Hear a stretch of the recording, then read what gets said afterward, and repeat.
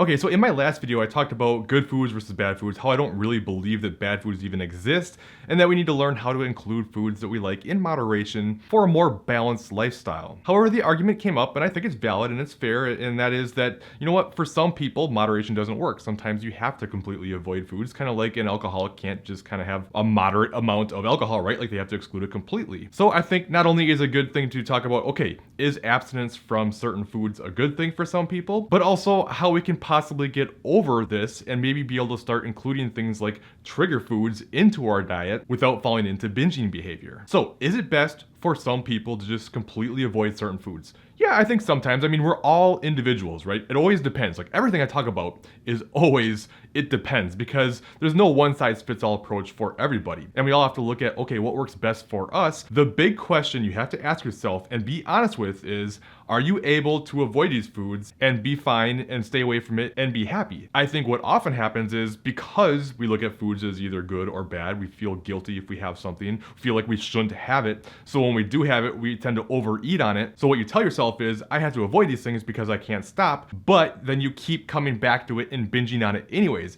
So if your strategy is avoidance, but you keep coming back to it and overeating, well then that's clearly not working for you and you need to look for a different solution. If you're able to do this and stay away from those foods and not keep coming back and overdoing it, and it works well for you, then that's great. I'm not here to tell anybody how they should live their lives or what works best for them. I'm just giving you things to think about and consider. I've just found a lot of the time people who think that they need to avoid aren't actually able to avoid, and it just continues the cycle. So with all that said, I do want to talk about some strategies I found to be helpful for people, but to be completely upfront and make sure I'm very clear here, I'm not a therapist, right? If you struggle with binge eating, emotional eating, eating disorder type of behaviors, or have these big mental struggles, please seek out professional help. Like I said, I'm just going to talk about some strategies I've found to be helpful for people, but I'm no specialist. I think one of the biggest problems with the abstinence solution is there's always going to be situations in life where whatever you say you shouldn't have, it's going to be around. Whether you're going to a party or it's the holidays or whatever situation where you usually don't have these foods in the house, now they're there, you find yourself in this difficult situation and it can turn into something ugly pretty fast. So this is why I think for the majority of people, you're better off learning how to be able to include some of these foods into your diet and not feel like you can't control yourself. And I think most of the time this just stems from what I talked about in my previous video, which I'm not going to go into a lot of detail on this. If you missed that video, it'll be in the description below, you can check out. But it's just looking at foods as bad, like you shouldn't have it, like you're doing something wrong, and this just leads you to feel like, well, I can't have this, I shouldn't have this, I need to get as much as I can in now before my diet starts again. So with all that said, what are some strategies you can take to possibly help get over this? And one of the strategies I found to be helpful for a lot of people, some people call it like exposure therapy, where you basically allow yourself to have a little bit of this food every day, or at least semi-frequently,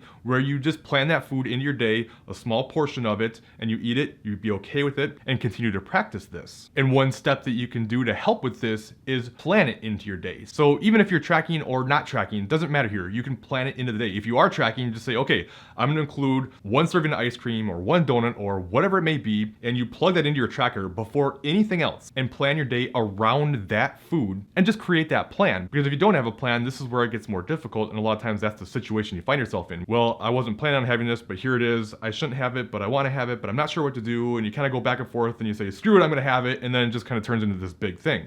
When you have the plan in place and you're already okay with that mentally, that's a different story. And even if you're not tracking, just saying that you're gonna have that food and you're okay with it, that's totally fine. And I think one of the biggest things with this is not eating an open container, like just standing in the kitchen, opening a bag of chips and just eating out of it. That's a disaster waiting to happen, and that's gonna be really challenging. A better strategy to take, at least until you're in a better position mentally with it, is to portion out however much you wanna eat. If it's a bag of chips, portion out a serving of chips and say, okay, this is what I'm gonna have, it's in a bowl, put the rest of it away in the cupboard, go to a completely different room, sit down and focus on enjoying that food. Don't mindlessly snack on it while you're watching TV or something else. Really focus on that and enjoy it and be okay with it. And just by taking it away to a different room, it minimizes the chances of you going back for more. Like, could you go back in the cupboard, grab some more and get it? Absolutely, of course. But it's much less likely, whereas if you're just standing over it and eating it, you're gonna have a much harder time stopping. And that might even be too much for you in the beginning stages. You could always start with just just having a single serving portion in the house. So like, okay, I'm gonna have this snack on this day. It's only one portion. There's nothing else around. I'm gonna have that. So you can't go back and get more. That's not necessarily the best long-term solution. I mean, if it works great for you, fine. But to really get to a good place mentally where you're not controlled by these triggers and these emotions, you wanna be able to get to a place where you can have the food around, but not feel like just because it's there, you have to eat it all. You know what I mean?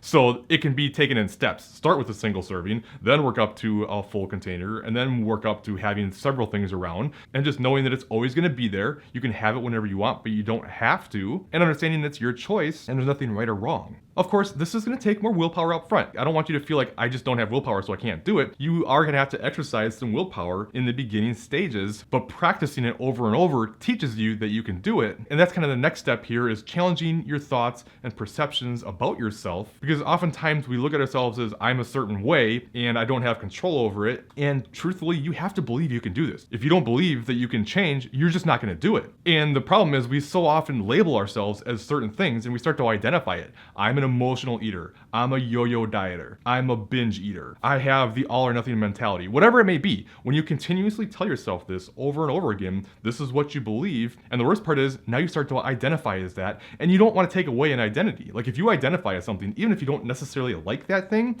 because it's part of your identity, you don't want to change that, and you're going to resist that change because it's part of who you are. This is a very common thing, even with just weight loss in general. It's like people view themselves as someone who's trying to lose weight, and they have this fear of actually having success because now they're not going to be that person anymore. So you need to be careful the way you label yourself and talk to yourself, and you need to question your thoughts. By the way, I would like to hear from you, especially if you had this struggle in the past, but now you're able to include foods that you used to have a hard time stopping. What strategies did you take? I'm going to talk about some other things in here, but I not only want to hear more for myself so I can potentially learn more from other people who have gone through it, but I also want those of you watching this to see some other strategies that has worked well for other people, and maybe it'll work well for you. So if you have anything, please leave it in the comments. Now, another a bit more extreme of an example here, but it could be helpful for someone who really struggles with this, at least in the beginning stages, and that is don't have anything in the house, but say you can have whatever you want, you just have to be willing to go to the store and get it during that time. So it's not around, but you're like, you know what, I really want some ice cream.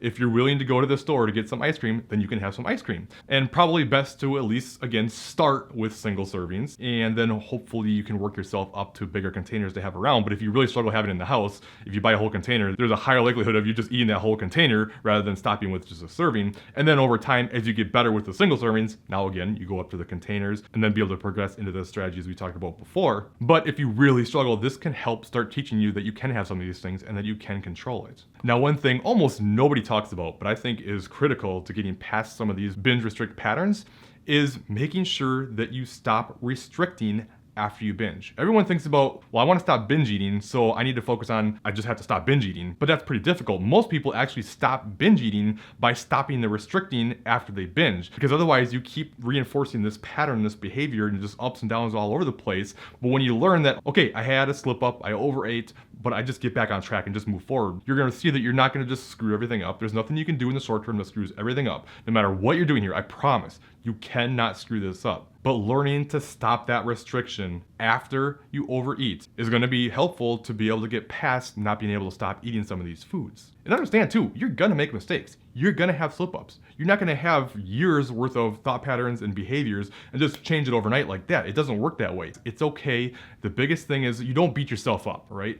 Your failures are the stepping stone to improving and getting where you want to be. You have to learn from it, right? So when things happen, don't look back to beat yourself up, but look back to say, okay, what could I have done different? How could I have set myself up for better success? How could I have handled this differently? And take some steps from that to improve, but don't fall into, well, see, I screwed up. I just can't do it. It's not possible. No, just keep learning and keep getting better. You'll probably have some of these struggles for possibly the rest of your life. Even people who get into a way better spot, every once in a while have some slip ups. It's just natural. You're human. It's going to happen. Just don't let it get you down and keep moving forward. It's just so much of this stuff is mental. Almost all of it is mental, but there could be physiological reasons for these struggles as well, especially if you're someone who's been been a perpetual dieter, an extreme dieter, yo-yo dieting, constantly on low calories, and just repeating this pattern, your hunger hormones are jacked up. You have a couple of them. One is called ghrelin, which is nicknamed the hunger hormone, which that elevates under these conditions and makes you feel hungry. You have leptin that drops, and that's what tells you when you feel full. So you have one hormone telling you you're hungry, another one telling you you're never full. There's a reason why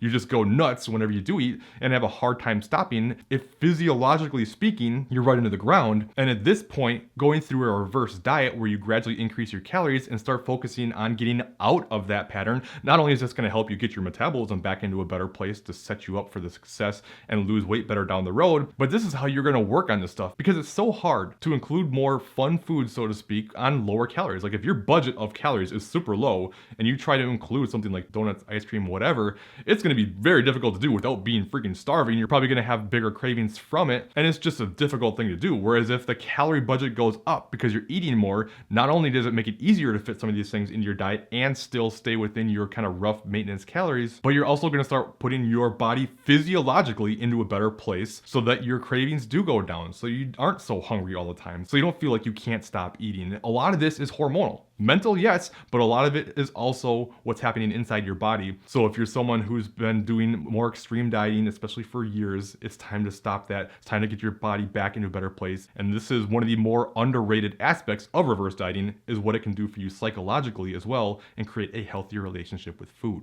With all that being said, it can be a struggle, especially if you're really hungry. And there's ways that you can fight this hunger. And I do have a video you can check out up top that talks about ways you can fight that hunger. And I think that video will help you. Otherwise, I think you'll like this bottom video instead. If you have any questions, leave them in the comments below, and I'll see you next time.